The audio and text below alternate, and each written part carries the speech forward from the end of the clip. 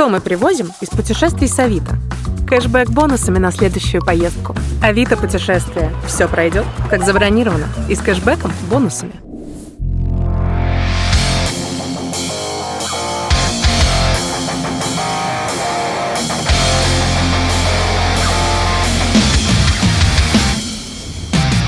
В предыдущей серии я и мои друзья из ХОК России и Белоруссии отправились в путешествие на легендарных Харли Дэвидсон по западному побережью США. Мы прокатились по Лос-Анджелесу и его окрестностям, посетили остров богачей Бальбоа, зачекинились в красивейшем городе США Сан-Диего, проехали через город Палм-Спрингс и национальный парк Джошуа-3 и добрались до оригинального лондонского моста, который каким-то образом оказался на озере Хавасу. Собственно, здесь-то мы и разместились перед дорогой на прославленный Лас-Вегас, предварительно качественно поужинав настоящими ковбойскими стейками.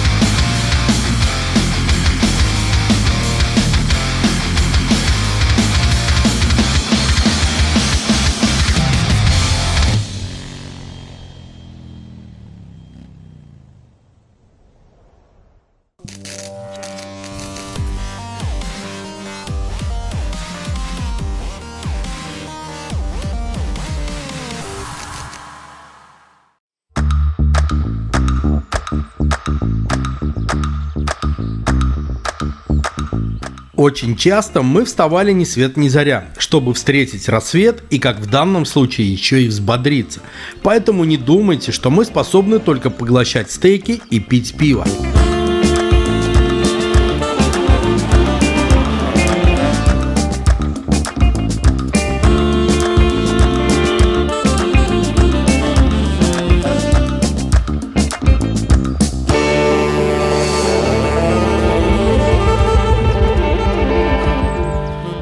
Что ж, новый день настал, а значит, пора ехать дальше. Но сперва брифинг от Сергея Каменева по маршруту этого дня.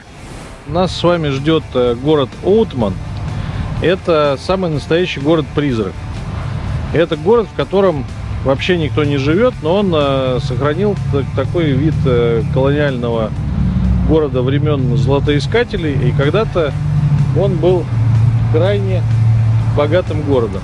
Дальше после Оутмана мы поедем через город Кингсман, который стоит на 66-й трассе. Ну и, в общем, засвидетельствуем свое почтение матери дороги. Да. Купим по магнитику и поедем дальше. Мы покидаем Хавасу Лейк-Сити и мчим в город-призрак Оутман.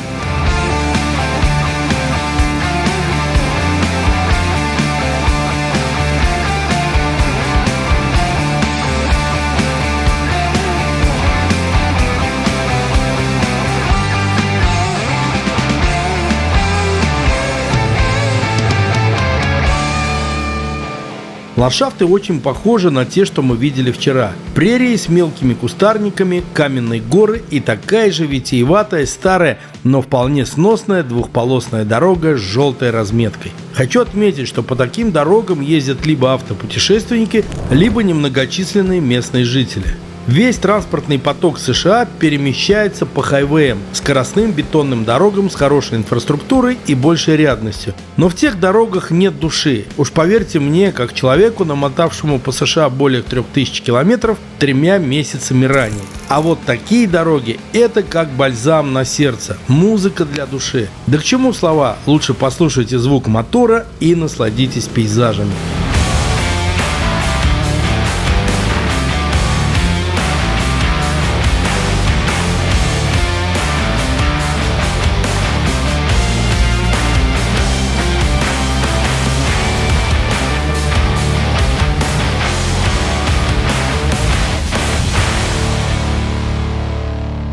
Друзья, мы находимся в легендарном месте, которое расположено на 66-й трассе.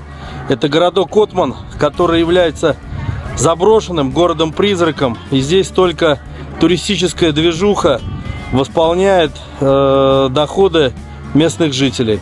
В Утмане, как и в других подобных городках, раньше бурлила жизнь и проживало несколько тысяч человек. А сейчас эти места заброшены и приходят в упадок. Чтобы это предотвратить, на месте таких городов открывают музеи под открытым небом, которые рассказывают о былой жизни этих мест, а именно об эпохе золотоискателей Дикого Запада. Сейчас, кроме осликов и немногочисленных туристов, здесь никого нет. Лично мне этот город напомнил декорации к фильму про Дикий Запад.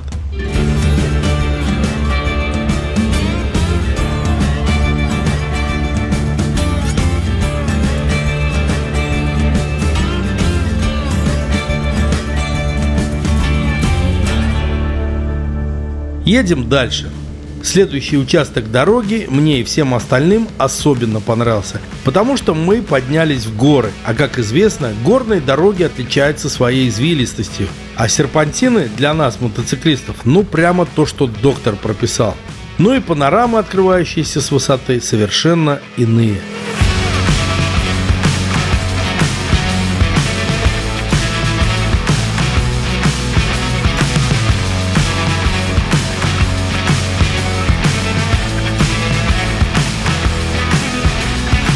Далее мы держим путь в город, через который и проходила легендарная трасса Route 66, соединяющая восточное побережье с западным, которая еще называлась Мать дорог. Итак, мы сделали коротенькую остановку в городе Кингман, в легендарном отделении Harley-Davidson, который как раз расположен на трассе 66, и где сейчас мы приобретем себе такие нашивки. Купив памятные нашивки, отправляемся дальше. А пока мы едем, я хотел бы немного рассказать о знаменитой трассе Route 66.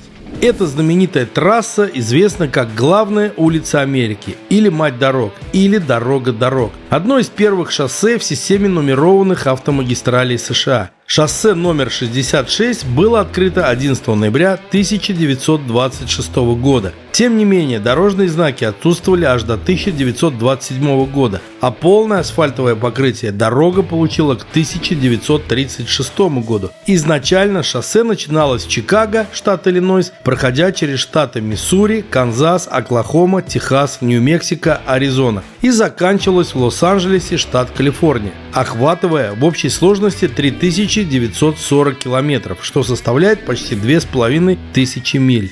Route 66 претерпела множество изменений. Менялись участки дорог и общая длина шоссе. Большинство из исправлений были направлены на ускорение движения, повышение безопасности и на создание объездов вокруг крупных городов. Одно из таких изменений переместило западный конец трассы из центра Лос-Анджелеса дальше на запад, в Санта-Монику. В 1985 году автомагистраль была выведена из системы автомагистралей США в связи с тем, что большая часть маршрута была продублирована более современными и скоростными межштатными автомагистралями. Но по сути сейчас трасса 66 является больше туристическим объектом, нежели дорогой, по которой идет серьезный транспортный поток. Очень хорошо эта ситуация экранизирована в мультфильме «Тачки». Городок объезжают, хотят 10 минут сэкономить.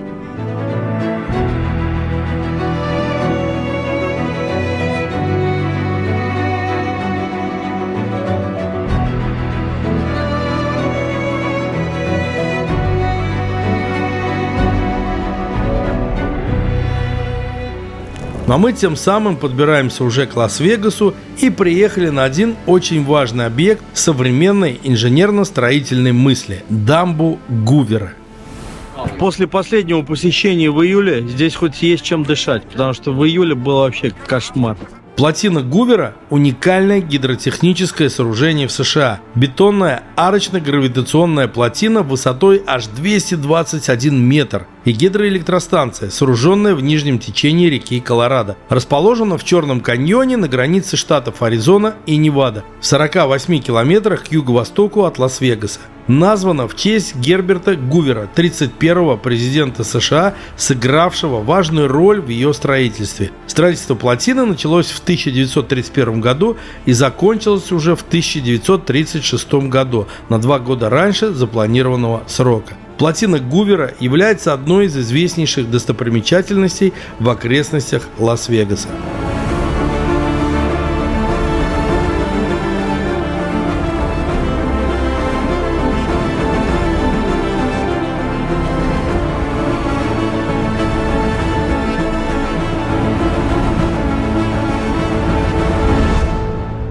Мы лишь здесь отметились, сделали пару фоточек и отправились дальше, ведь до города грехов оставалось уже меньше 50 километров.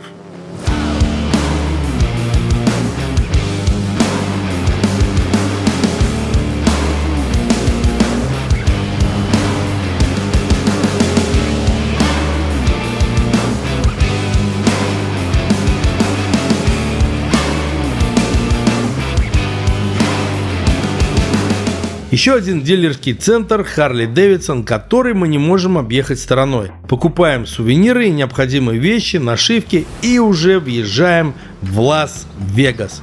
Город, у которого совершенно особенная атмосфера, особенный ритм и особенный облик.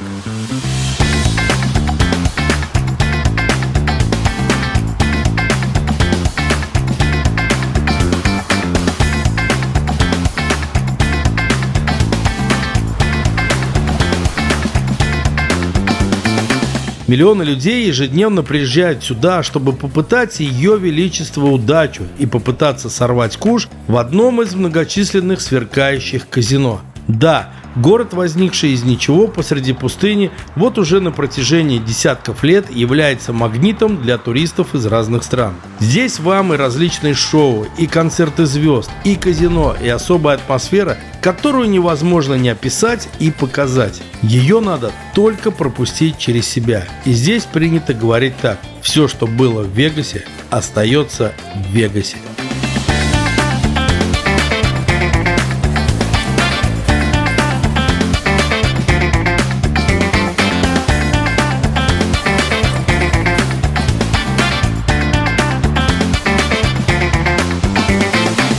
Наконец-то казино Белладжио и мне улыбнулось, и фортуна развернулась ко мне передом. И наконец-то я получил удовольствие от игры на рулетке. Сначала в блэкджеке мне тоже везло, но потом все проигралось как-то. А вот на рулеточке не только я сумел все отбить, но и выиграть. Какую сумму, не скажу, но она ровно 50% от вложенных средств. Вот это представитель Самара Чаптер Раша подставил просто одну фишечку. На какое число, Серега? 17. На 17. И сколько составил ваш выигрыш? Умножьте на 32. Сейчас пойдем и полетим.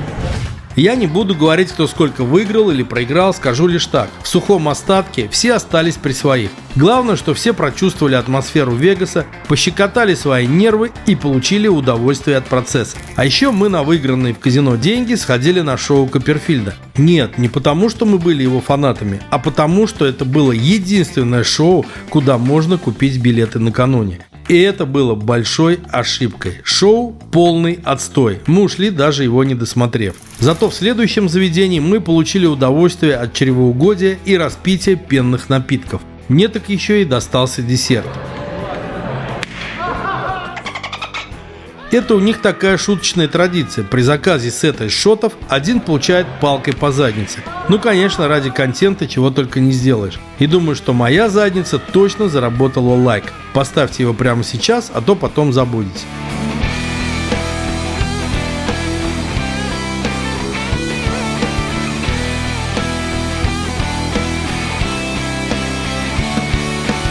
А вообще хочу сказать, что за 2 дня в Вегасе мы не нашли нормальных ресторанов с вкусной кухней. И тот самый Хофбройхаус, точнее сказать, клон того самого мюнхенского заведения, это самое вкусное заведение, что нам удалось найти в Вегасе. Имейте это в виду.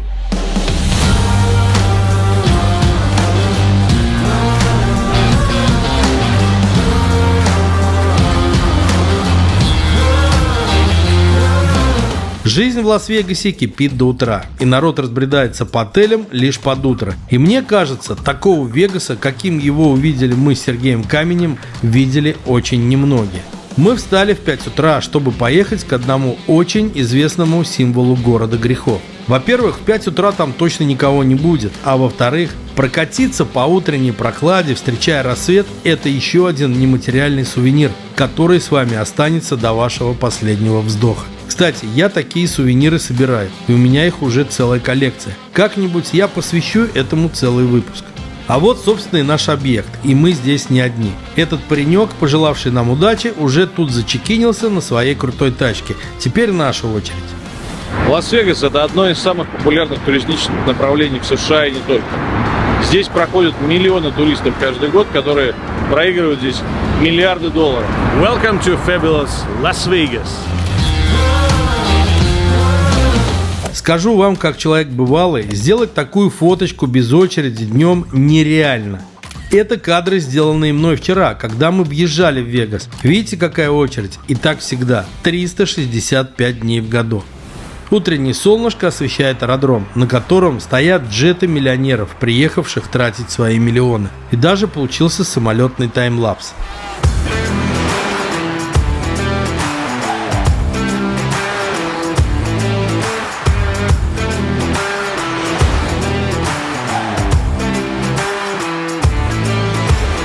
Сегодняшний день обещал быть насыщенным, ведь по плану у нас день отдыха от мотоциклов. День, когда можно позволить себе практически все. И прямо с утра мы и начали себе позволять. Итак, мы в аэропорту города Болдер-Сити. И сейчас нас ждет увлекательная поездка на вертолете над Гранд Каньоном. Да, и это тоже часть нашей программы. Мы рассаживаемся в 3 вертолета, проходим инструктаж по технике безопасности, запускаемся и взлетаем.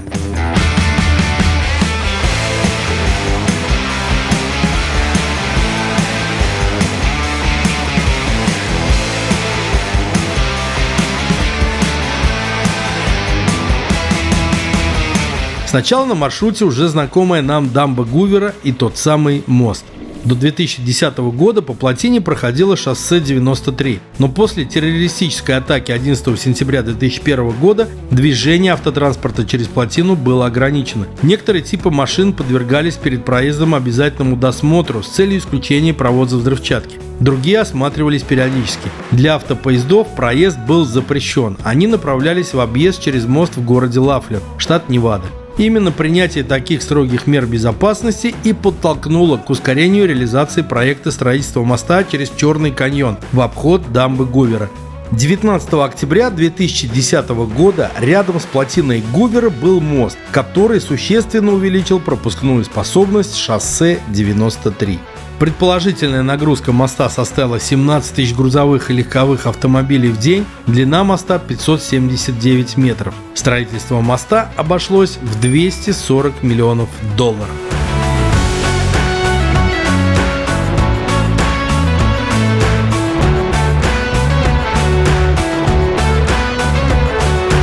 Мы пролетаем над лунным ландшафтом штата и видим, какое озеро образовала река Колорадо в верхней своей части, то есть до плотины. Вообще хочу сказать, что туры на вертолетах возможны в различных вариациях в зависимости от продолжительности и интертеймента.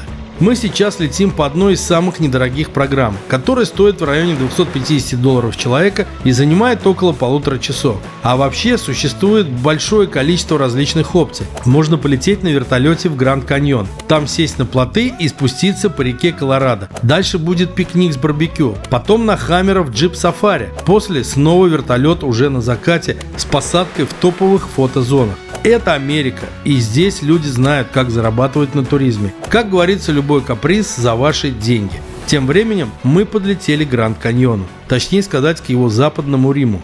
Большой, или как его называют, Гранд Каньон, один из глубочайших каньонов в мире. Находится на плато Колорадо, штат Аризона, на территории национального парка Гранд Каньон, а также резервации индейцев племени Навахо, Хавасупай и Валапай. Каньон прорезан рекой Колорадо в толще известняков, сланцев и песчаников. Длина каньона 446 километров, ширина, на уровне плато, колеблется от 6 до 29 километров. На уровне дна менее километра. Максимальная глубина 1857 метров. Большой каньон – один из самых необычных геологических объектов нашей планеты. В нем можно обнаружить следы 4 геологических эр Земли. Разнообразие скал и пещер, содержащих богатый геологический, биологический и археологический материал. Каньон считается одним из лучших примеров эрозии.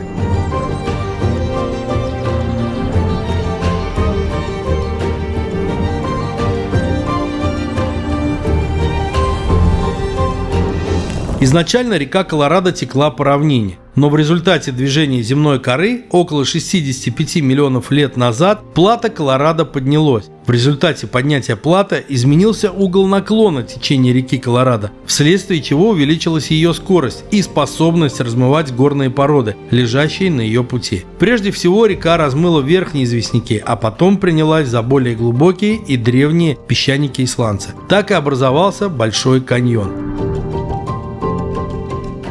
Ежегодно Большой каньон посещает более 4 миллионов человек. Среди туристов пользуется особой популярностью сплав по реке Колорадо на надувных плотах и спуск в каньон на мулах. В своем путешествии с семьей по США, которое я совершил 3 месяцами ранее, мы Гранд Каньон изучили более подробно и помимо Западного Рима посетили еще и Южный Рим и Подкову.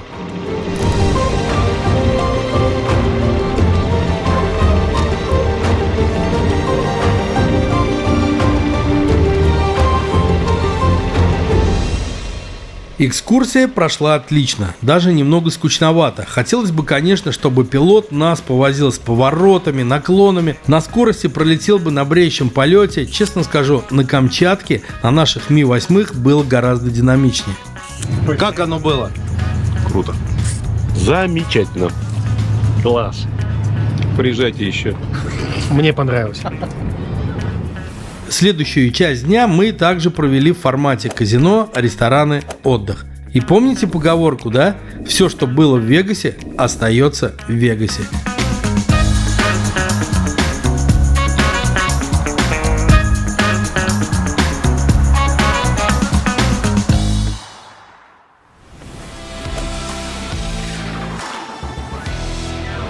Ну что ж, друзья, вот и подходит наше пребывание в этом замечательном городе, в Лас-Вегасе, в котором мы, собственно, программу выполнили полностью. Мы вкусно покушали, мы посетили шоу, мы насладились игрой, и пора двигаться дальше. Дорога ждет. Выезжаем с парковки Беладжио.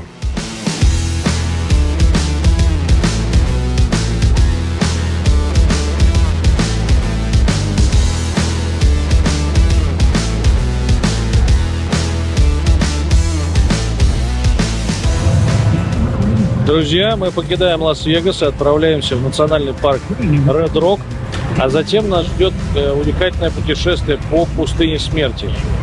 Смотрите.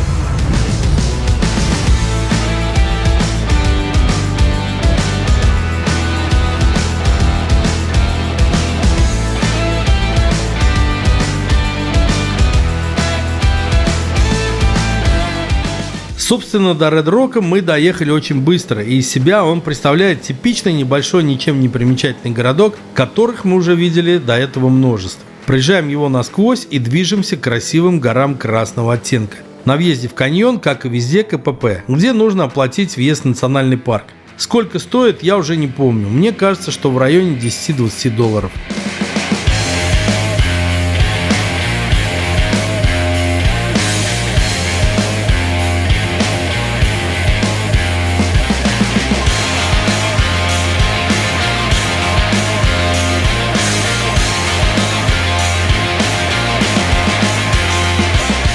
Ландшафты, открывающиеся нам, просто невероятные. Горы имели разные оттенки. Красный, коричневый, серый, желтый. Такое буйство каменных красок. Ехать в такой красоте – особое наслаждение.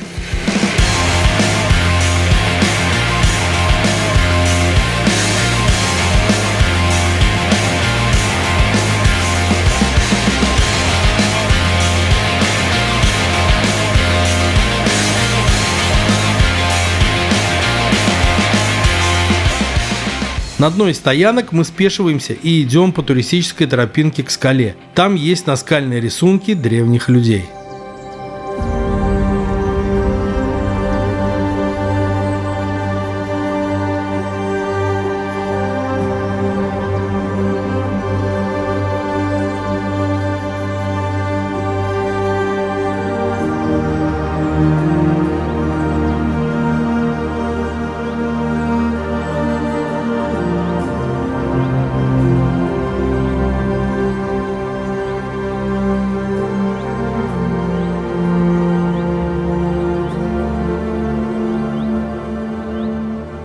Осмотревшись и передохнув, едем дальше, в сторону долины смерти.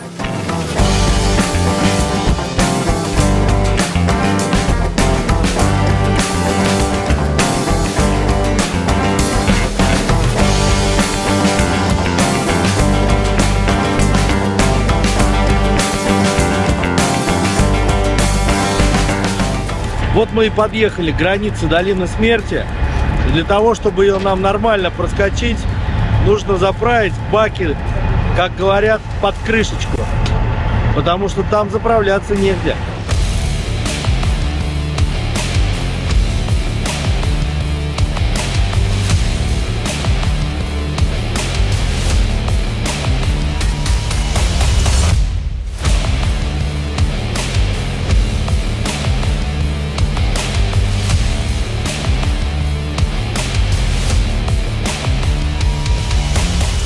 Честно говоря, я испытывал некий трепет, понимая, что мы едем по долине смерти. Во время своего семейного путешествия в июне мы проехали ее краем, и остановившись и выйдя из машины, я понял, что оставшись здесь без воды и бензина, тебе хана. Днем жара выше 50, а ночью может опуститься до 10. Так вот, название долины смерти эта местность получила отчасти благодаря своему климату. Во время великого переселения с востока на запад, в поисках лучшей жизни и в погоне за золотом Дикого Запада, переселенцы, пересекая эту местность, погибали здесь пачками. Потому что растительности нет, воды практически нет, вокруг только камни и каменные горы, которые днем раскалялись до 50-60 градусов, а ночью остывали и становилось холодно. Такие испытания не выдерживали ни люди, ни лошади, поэтому и такое название. Лично мне все здесь нравилось и было очень красиво. Ты едешь словно по Марсу, и время для путешествия ноябрь было выбрано не случайно, потому что сейчас здесь и терпимо не жарко, и терпимо не холодно.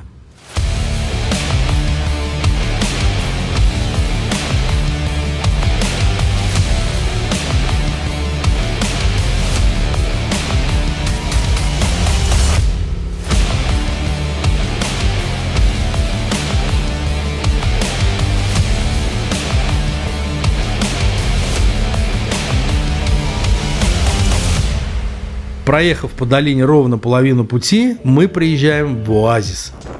Среди царства камней, песка и зноя действительно это оазис, который называется так просто. Оазис в долине смерти. Да, тут есть зелень, отличные номера с душем, с чистой постелькой и даже есть бассейн. Учитывая, что это единственное место, где можно остановиться и переночевать, сутки проживания здесь стоят около $400 за номер. А как вы хотели? Конкурентов-то нет. В общем, пока мои друзья расслаблялись в бассейне после утомительной жаркой дороги, я и Сергей Каменев отправились к горам, чтобы попилить контент на закате. Вот что у нас получилось.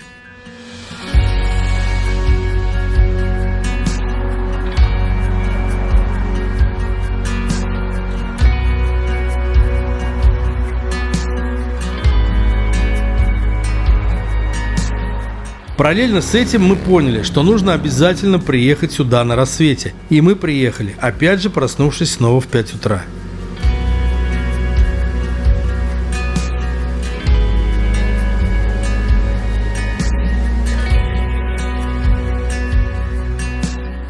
Я был удивлен, но мы здесь были не одни. Как оказалось, многие ночевали в машинах, чтобы встретить рассвет в этой точке. Значит, точно не зря приехали.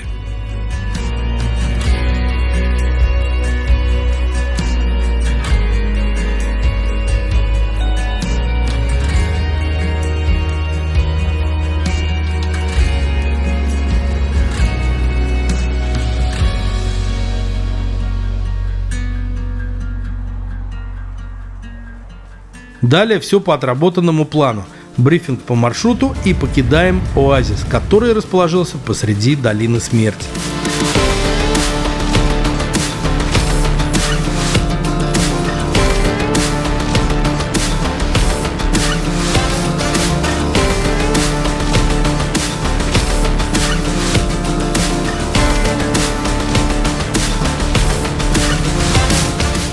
Наш путь лежит к природному соленому озеру. По сути, мы сейчас едем по дну когда-то бушевавшего здесь океана. И теперь вы знаете, как выглядит морское дно, если убрать воду.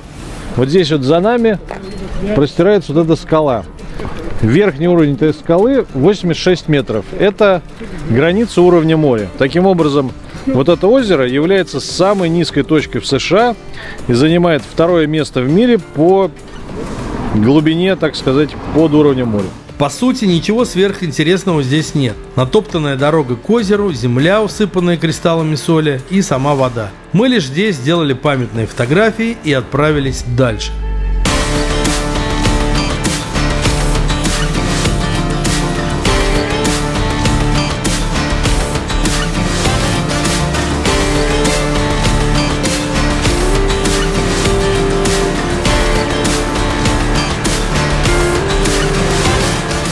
Следующая остановка – это туристический центр, который рассказывает о долине смерти. Здесь находится макет местности, наглядно показывающий ее размеры и как выглядело дно Мирового океана много лет назад, а также представители фауны, которые в основном ведут ночной образ жизни из-за очень знойного климата. Тут показаны находки археологические древних племен, как здесь живут, какие пещеры есть. В общем, как во всех американских музеях. Но самая главная ценность – это покупка магнитика и сувенирчика. Рядом расположился кемпинг для домов на колесах. У американцев очень распространен автотуризм, и очень многие путешествуют с семьей в таких вот автодомах. И они на них свободно перемещаются по национальным паркам. Для них есть специальные места, кемпинги так называемые, где им подведена вода, электричество. Есть площадки для барбекю. И внутренний туризм в Америке очень на высоком уровне, в том числе и благодаря вот таким вот развлечениям. Честно скажу, это еще одна моя мечта, чтобы взять и неспешно проехаться по США на комфортабельном автодоме. И уверяю вас, когда-то я это обязательно осуществлю.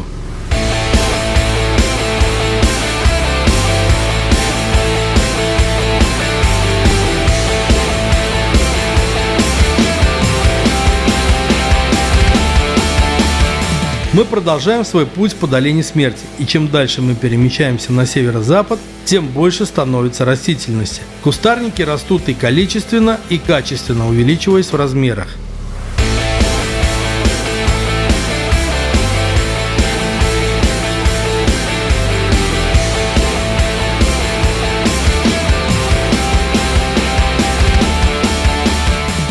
Делаем небольшую остановку для разминки, тем более, что об этом месте тоже есть что рассказать. Мы находимся в крайне загадочном месте долины смерти. Это песчаные дюны. Как в долине смерти, которая целиком из камня и скал, оказалась песчаная дюна, а еще такого огромного размера. Что-то подобное у нас есть в Дагестане, недалеко от Махачкалы. Песчаные дюны Сары-Кум. Именно те, в которых снимали «Белое солнце пустыни». И кто внимательно смотрел мой мототур по Кавказу, то уже это видел. А кто еще не успел, вот вам подсказочка. Обязательно посмотрите. Наш Дагестан, да и Кавказ в целом, точно не уступает по своей красоте здешним красотам. И чтобы насладиться величием природы, не обязательно забираться так далеко. У нас уникальная страна, в которой есть все.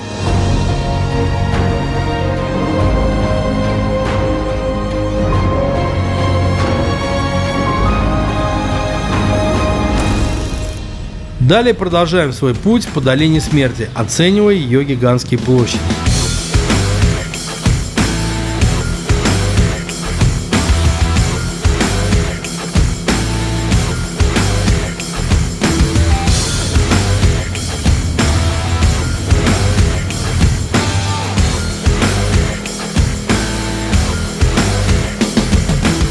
Начинается переживание по поводу заправки, ведь мы уже давно не заправлялись, а намотали приличный километраж. Да еще и усугубили все повышенным расходом, развивая скорость чуть выше дозволенного.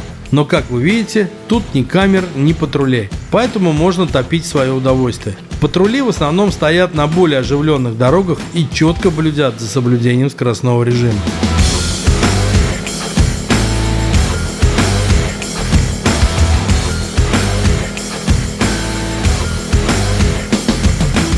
А вот и она, долгожданная заправка. Да еще и с вот таким арт-объектом.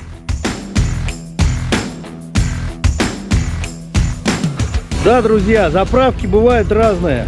Бывают модные, с туалетами, с вкусными ресторанами. А бывают и вот такие, истинно американские, такие модные.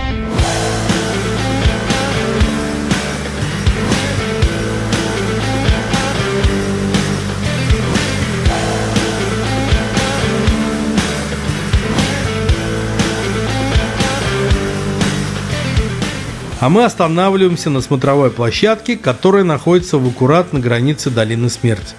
И мы заканчиваем наше пребывание в ней и двигаемся в Бейкерсфилд.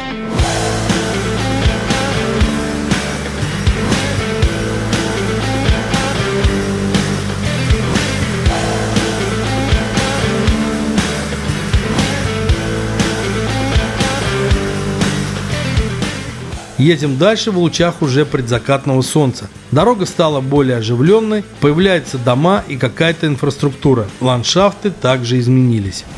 Делаем остановку у озера. Если честно, сначала возникло у всех желание искупаться в нем, но подумав о том, что надо еще будет потом сушиться, переодеваться, в общем лишняя суета, да и есть уже хотелось, решили уже ехать до Бейкерсфилд. Понаблюдав за тем, как местные отдыхают на озере под названием Изабелла, отправляемся на последний марш-бросок на сегодня.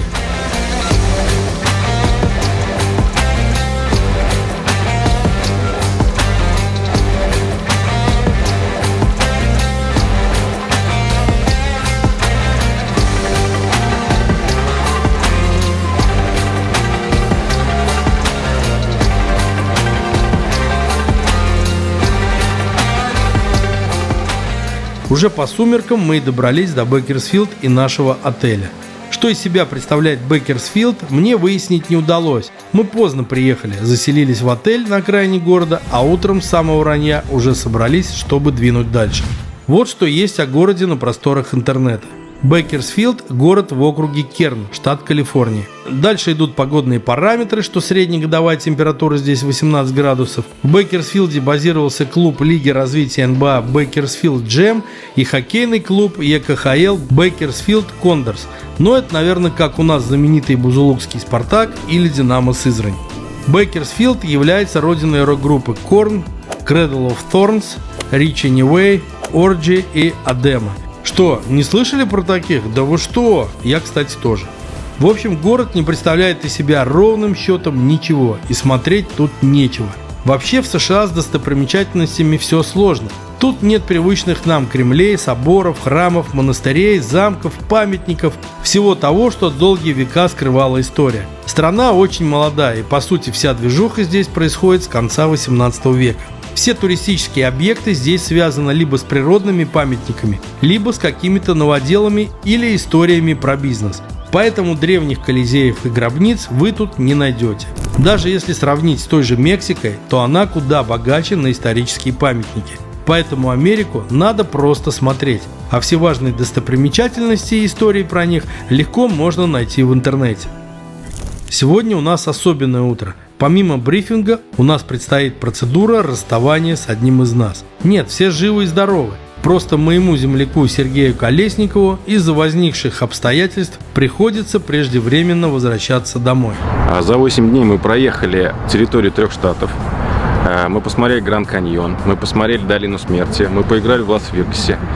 Получили массу положительных эмоций, заряд бодрости на ближайшие 2 месяца. То есть до Нового года нам хватит.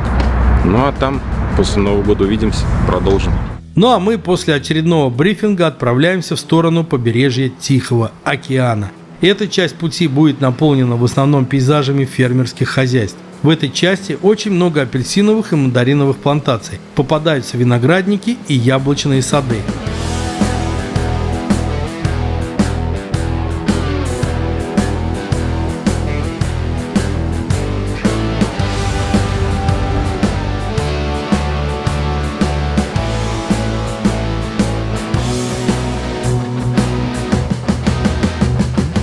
Сейчас на календаре ноябрь, и по сути здесь тоже осень, поэтому трава имеет золотистый цвет. Снова красота!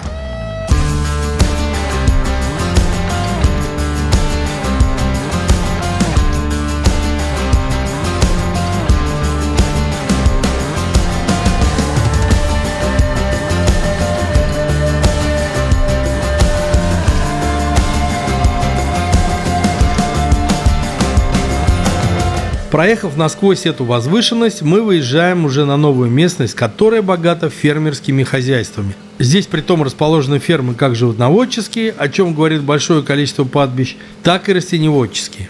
Картинка хоть пиши пейзажи.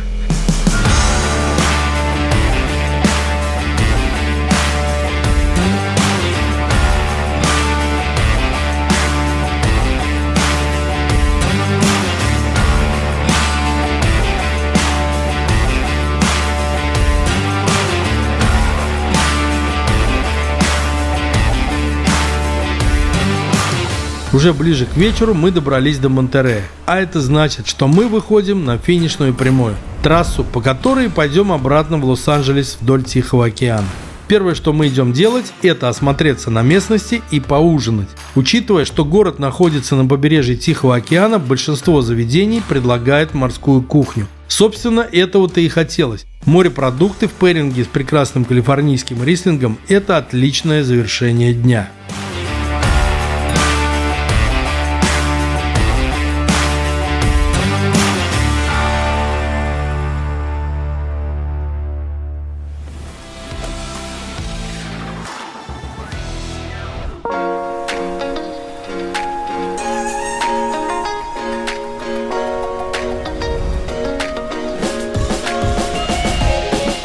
Монтеррей – город в штате Калифорния. Стоит на берегу одноименного залива, расположенного в 80 километрах к югу от Сан-Хосе, от которого через горы Санта-Крус к Монтеррею ведет дорога номер 17, переходящая примерно в середине пути в знаменитую приморскую трассу А1 или Pacific Highway, по которой мы вскоре и отправимся в Лос-Анджелес. Монтеррей был основан испанцами в 1770 году. В то время Калифорния входила в состав Новой Испании.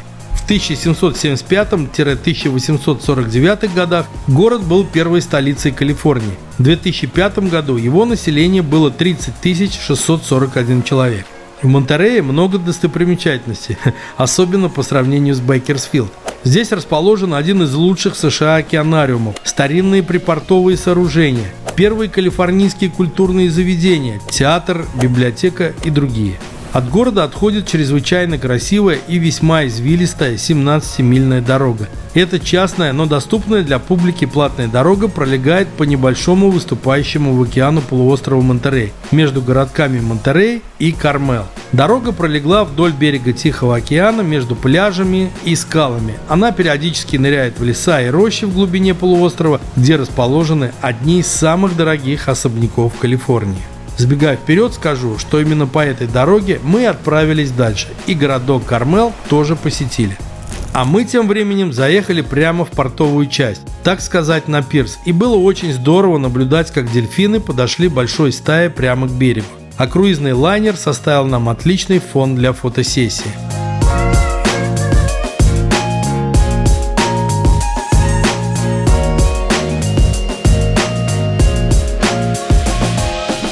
Следующая остановка была в еще одном колоритном месте, откуда открывался потрясающий вид и на океан, и на город. И вот на таких пушистых грызунов.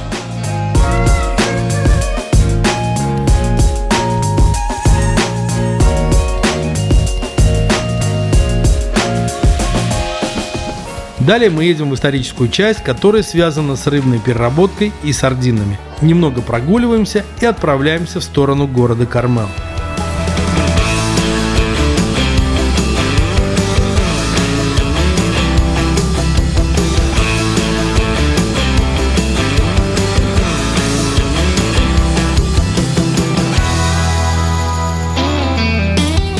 В 1906 году после землетрясения в Сан-Франциско в этот небольшой городок съехались художники, музыканты, фотографы, писатели и другие представители творческих профессий, благодаря которым Кармел превратился в своего рода арт-столицу Калифорнии. Здесь жили все выдающиеся фотографы и писатели того времени, например, Джек Лондон и Робинсон Джефферсон. В первую очередь город известен своими живописными пейзажами, артистической богемой, а также красивым зданием миссии Карла Боромео. Кармел также известен несколькими необычными законами, включая запрет на ношение обуви на высоком каблуке без разрешения городской администрации.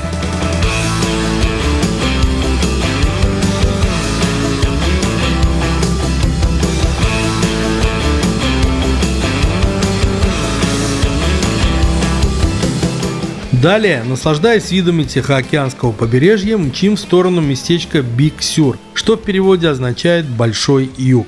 И здесь нам предстоит проехать по очень красивому мосту, точнее по двум.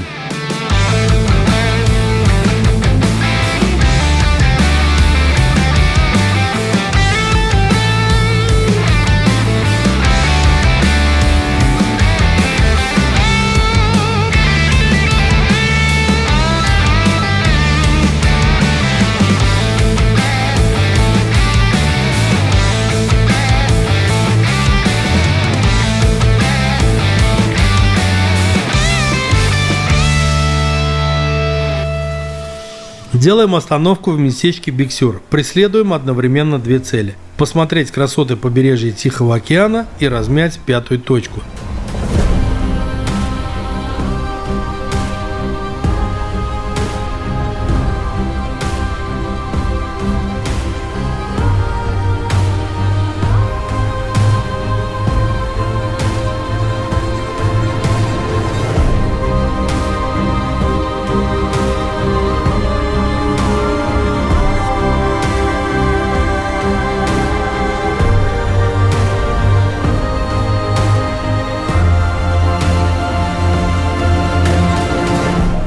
Туманный каменистый берег, сочная синяя вода Тихого океана, а еще небольшой водопадик.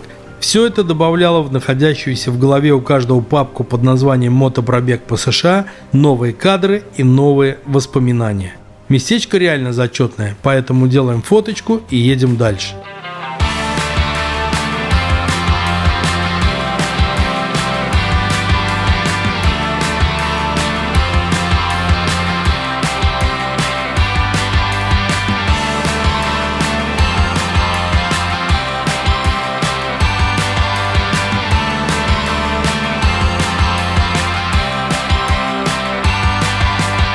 Ну, наконец-то остановка на обед. И мы не случайно остановились в одном из вот этих дорожных кафе, поскольку здесь открывается вид из этих кафешек на проплывающих мимо китов. Возможно, и нам повезет, что пока мы будем принимать пищу, пару китов сделают вот так вот. Ну, насчет китов, это, конечно же, развод. Но вид действительно неплохой, а еда, как и везде. Бургеры, чаудер, морики, салаты.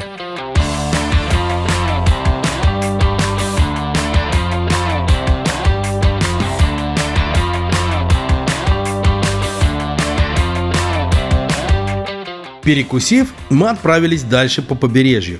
Было туманно и из-за этого как-то холодно и мрачно.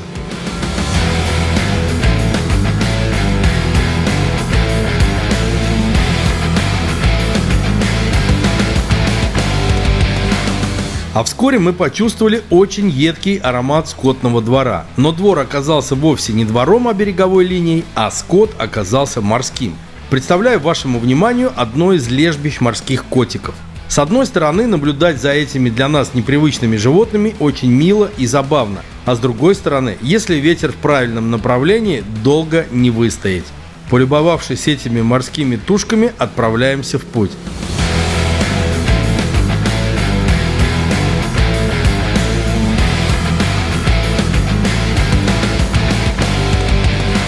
Далее на заправке нас ждал еще один сюрприз.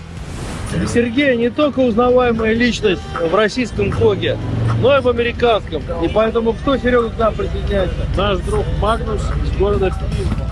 История с Магнусом вышла такая. Он являлся подписчиком Сереги Каменева и следил за нашими перемещениями через Инстаграм в сторис. И завидев, что наша колонна движется по побережью в сторону ЛА мимо его родного города Писма-Бич, он написал Сергею, что хотел бы к нам присоединиться и проехать с нами часть пути. Да, и сводить нас на ужин в свой любимый ресторан. Ну какой же красавчик. Мотобратство оно такое. Там нет ни рас, ни национальностей. Все братья.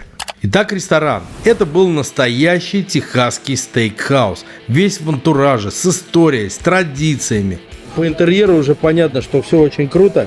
И сейчас мы будем кушать настоящую техасскую говядинку с специальной прожарочкой и запивать офигенным бурбончиком. А пока мы ожидали нашу еду, мне удалось на своем довольно слабеньком английском пообщаться с Магнусом и кое-что узнать про него. what do you think about Russian Coke members? You guys are crazy. It's been a great. I'm really happy to meet all you guys. Hope to meet you again. Yeah. Do you want to visit Russia and have a ride with Russian Coke members? Yes, I'd love to. There's a lot over there. I'd love to see Moscow. I'd love to see the Ural Mountains, everything. Друзья, давайте поднимем тост за, так сказать, международную дружбу. То, что, несмотря на границы и океаны, которые разделяют наши страны, наша любовь к путешествиям и поездкам на Харлеях объединяет людей. Поэтому за нашим столом теперь появился огромный мужик из Америки. Давайте. Давайте. За дружбу. Нам подали стейки, я думаю, вы не удивитесь, если я скажу, что они были просто восхитительные. Вкус мяса, прожарка, а еще гарнирчик в виде мятой картошечки с беконом. Очень вкусно.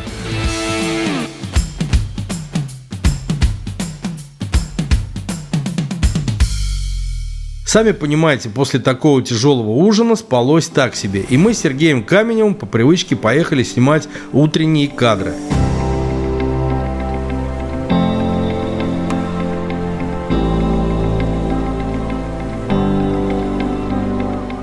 Утро было туманное, и кадры были совершенно не те, за которыми встали ни свет ни заря. Но у погоды нет плохой погоды, а утренний свежий бриз да с ароматным кофейком – это кайф. Вот и голуби с чайками тоже так считают.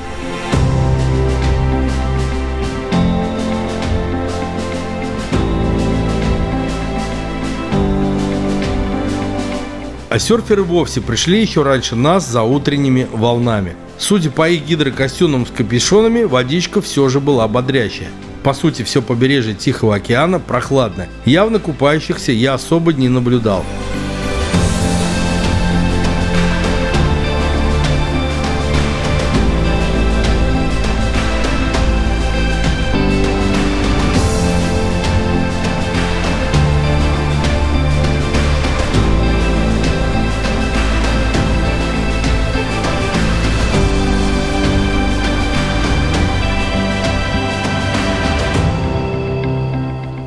Магнус тоже умчал на работу ни свет ни заря, написав нам в чат огромное спасибо и поблагодарил за душевный вечер. Сбегая вперед, скажу, что мы до сих пор поддерживаем отношения и иногда переписываемся, делясь своими достижениями в мотожизни.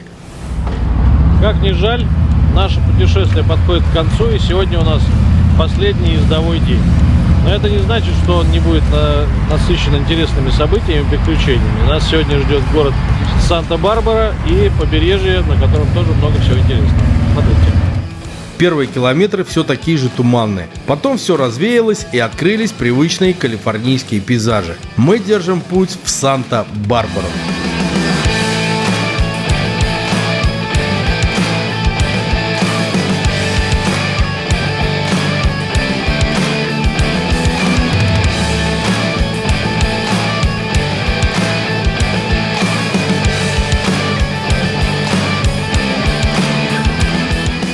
Но перед ней мы заезжаем в один очень интересный датский город Солванг. Этот город очень сильно отличается своей архитектурой, и возникает ощущение, что ты в Дании. Ну, наверное, в Дании, потому что лично я там еще не был. Если кто-то был, напишите в комментах, похоже на Данию или нет.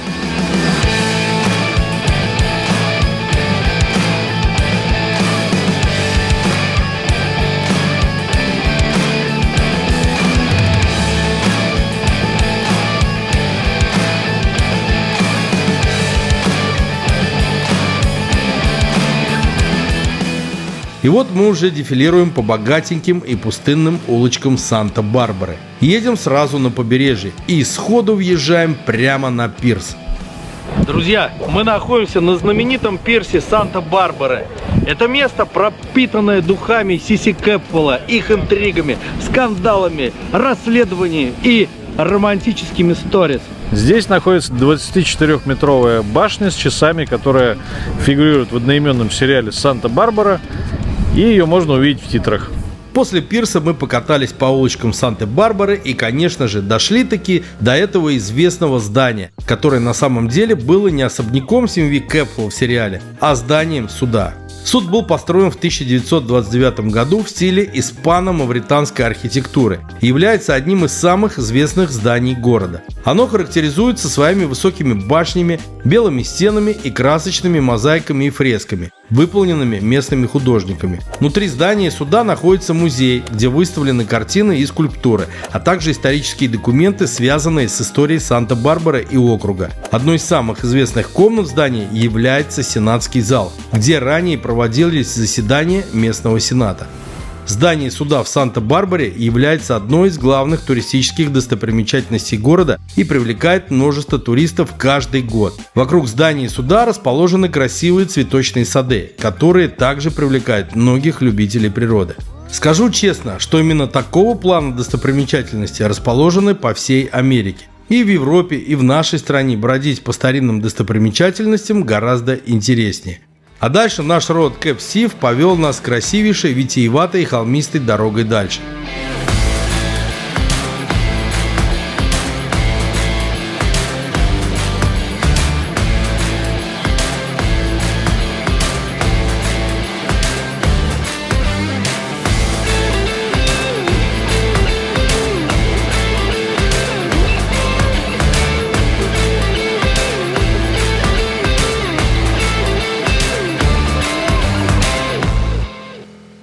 По пути лишь сделали небольшую остановку на перекус в серферском тусовочном пляжном кафе, которое было очень популярно у местных.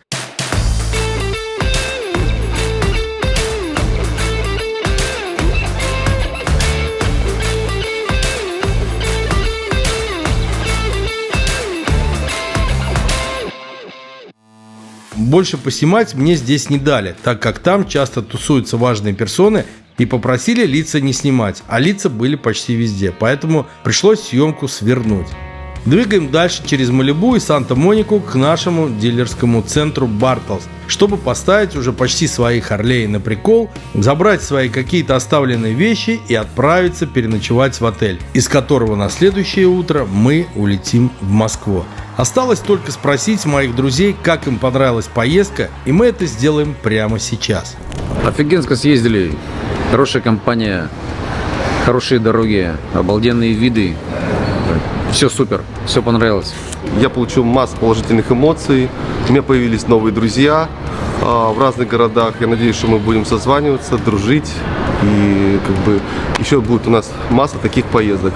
Возвращаемся домой наполненные впечатлениями, напитавшись хорошей погоды, солнца, положительных эмоций. И главное, что мы прокатились очень дружно, отличной компанией и получили массу положительных эмоций от взаимоотношения с друг другом и от мотоциклов, которые были с нами всю дорогу. Офигенно было, понравилось, замечательно, коллектив. Особенно ты, Серега, просто молодец. То есть ты у нас просто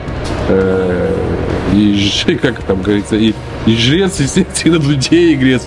И, Серега, тебе большое спасибо. Я думаю, что фильм будет замечательный, благодаря только тебе. Еще раз. Тебе спасибо большое. Команда получилась дружная, сплоченная, веселая, ржачная. Ну, в общем, все было прекрасно. Вот. Вчера сдавали моты. Уже возникло некое какое-то сожаление, что, вот уже все закончилось. Не знаю, неделю бы, наверное, я бы еще тоже покатался с этими парнями. Спасибо большое, что пригласили. Охерительно, очень понравилось. Я всегда за. Буду принимать участие. Надежды оправданы. Поездка была суперская. Компания дружная. Я думаю, что все отдохнули, все остались довольны. Америка оправдала надежды. Все было хорошо, вкусно, сытно, а главное безопасно. Все было хорошо. Спасибо организаторам. Все довольны. Все было здорово. Поездка классная. Компания. До новых встреч. Соединенные Штаты отличная страна, но мы едем домой и этому рады. Нам все понравилось. Питер, привет. Этой поездкой сбылась моя давняя мечта прокатиться на Харлее по Америке. Учитывая то, что компания была очень интересная, здесь был Паша из Беларуси, ребята с Екатеринбургской чапты, с Питера, Серега Каменев с Москвы, мы с Самарой Сергеем. Это такой русский интернационал, и мы вместе с этим большим интернационалом прохватили по Америке и получили массу незабываемых удовольствий. Отдельно хотел сказать то, что только сейчас понимаешь, что такое Харлей и какую движуху он создал. Харлей, он брутален, он звучит, он едет, на тебя все обращают внимание. Ну а какую движуху создает Харлей вокруг себя, вы это видите. То есть мы объединились, мы нашлись, мы получили удовольствие и только благодаря Харлею. Харлилуя! И заканчивая монтаж этого фильма, ровно через 5 лет я хочу сказать, что мной вновь были пережиты все эти неподдельные эмоции. И захотелось вновь отправиться в мотопутешествие по США. Запрос отправлен. Надеюсь, что ответ будет получен. Подписывайтесь на канал, не скупитесь на лайки и комменты, даже если вы собираетесь написать какую-то неприятную мне и моим друзьям гадость. Особенно я призываю это делать диванных критиков. Без вас, дорогие мои, комменты читать просто неинтересно. Ну и как говорят в Америке, bye-bye, my friends.